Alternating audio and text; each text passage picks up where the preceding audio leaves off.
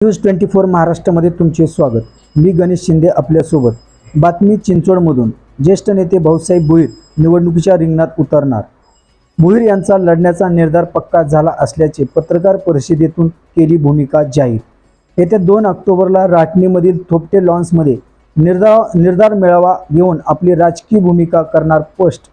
गेले अनेक वर्षे मी नगरसेवक म्हणून शहराचे प्रतिनिधित्व करत आलो।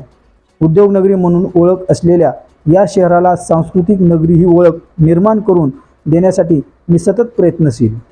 गेल्या 3 महिन्यापासून चिंचवड विधानसभेतील 1 लाख मतदारांपर्यंत पोहोचून त्यांच्या गाठीभेटी घेतल्या। मतदारांकडून खूप मोठ्या प्रमाणात चांगला प्रतिसाद।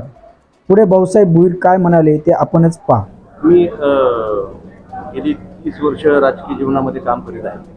25 वर्ष महानगरपालिकेचं प्रतिनिधित्व करत आहे आणि गेली अनेक वर्ष सातत्याने काम केल्यानंतर माझ्यावर ज्या पद्धतीने राजकीय दृष्टिकोनातून तो अन्याय झाला, तर मला माझ्याकडे दुर्लक्ष केलं गेलं। त्याला कुठेतरी आता वाचा फोडण्याची वेळ आली।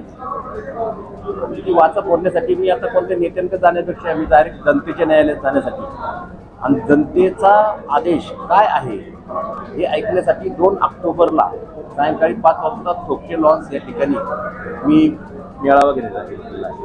आणि त्या मेळाव्याच्या माध्यमातून मी माझी भूमिका जाहीर करणार आहे की भविष्यामध्ये येणाऱ्या विधानसभेला कशा पद्धतीने सामोरं जायचं।